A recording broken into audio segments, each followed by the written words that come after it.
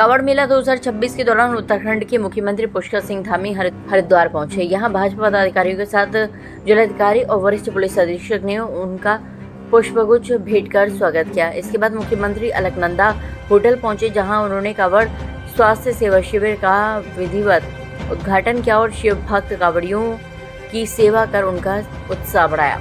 मुख्यमंत्री पुष्कर सिंह धामी ने शिव भक्त कांवड़ियों के चरण धोकर उनका सम्मान किया और उनका आशीर्वाद प्राप्त किया। इसके बाद उन्होंने स्वयं अपने हाथों से कांवड़ियों को भोजन परोसकर सेवा, समर्पण और श्रद्धा का संदेश दिया। मुख्यमंत्री के इस भावपूर्ण व्यवहार से शिव भक्तों में विशेष उत्साह देखने को मिला। कार्यक्रम के दौरान मुख्यमंत्री ने कांवड़ यात्रा को सफल बनाने में दिन रात जुटे सफाई कर्मियों और पुलिस जवानों को फूलों की माला पहनाकर और शॉल ओढ़ाकर सम्मानित किया। उन्होंने उनकी सेवा भावना और कर्तव्य निष्ठा की सराहना करते हुए उनका उत्साहवर्धन किया। साथ ही मेले में व्यवस्थाओं, स्वास्थ्य सेवाओं और सुरक्षा इंतजामों की भी विस्तार से जानकारी ली।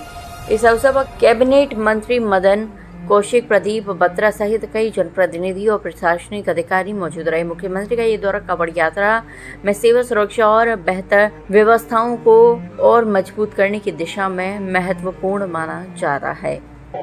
ये सब भगवान भोलेनाथ की कृपा है कि हम लोगों को हर वर्ष शिव भक्तों का, कांवड़ियों का वंदन करने का, उनकी सेवा करने का अवसर मिलता है। हम सभी सौभाग्यशाली हैं और हमारी भगवान भोलेनाथ से प्रार्थना है कि सभी शिव भक्तों की जो यात्रा है वो अच्छी हो, सुकुशल हो, अपने स्थानों पर लोग जाएं। और यहाँ पर हमने शिव भक्तों से अपील भी की है कि हम उनके स्वागत के लिए पूरी तरह से हर प्रयास कर रहे हैं, सभी प्रकार की व्यवस्थाएं कर रहे हैं। यहाँ पर स्वास्थ्य शिविर भी लगाया गया है, अन्य व्यवस्थाएं भी की गई हैं। बहुत सारे जो हमारे धर्म के लिए काम करने वाले लोग हैं, उन्होंने भंडारों का आयोजन भी किया हुआ है।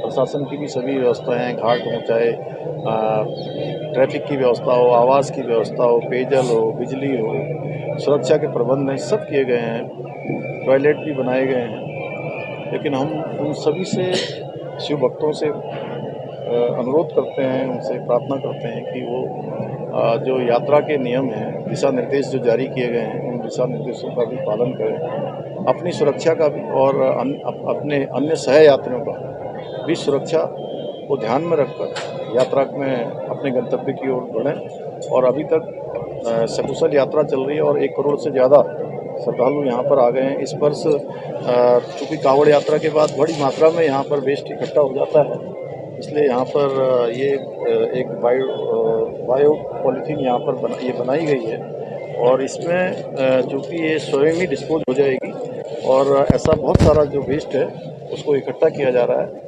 मैं सभी से ये भी कहूँगा कि प्रशासन ने जो व्यवस्था की है यहाँ पर, उसका भी ध्यान करते हुए उसमें भी स्वच्छता व्यवस्था को भी बनाए रखने में भी अपना योगदान दें। और सभी हमारे यहाँ पर जनप्रतिनिधिगण हैं, हमारे प्रशासन के लोग हैं, धर्म के क्षेत्र में काम करने वाले हमारे धार्मिक संगठन हैं, पूज्य साधु संतगण हैं, व्यापार सभा के लोग हैं, सभी लोग इसमें अपना सहयोग दे रहे हैं। अच्छा यात्रा हो रही है और भगवान की कृपा से पूरी यात्रा सफल होगी। हम सभी की सुखद और सफल यात्रा की कामना करते हैं। सबको शुभकामनाएं।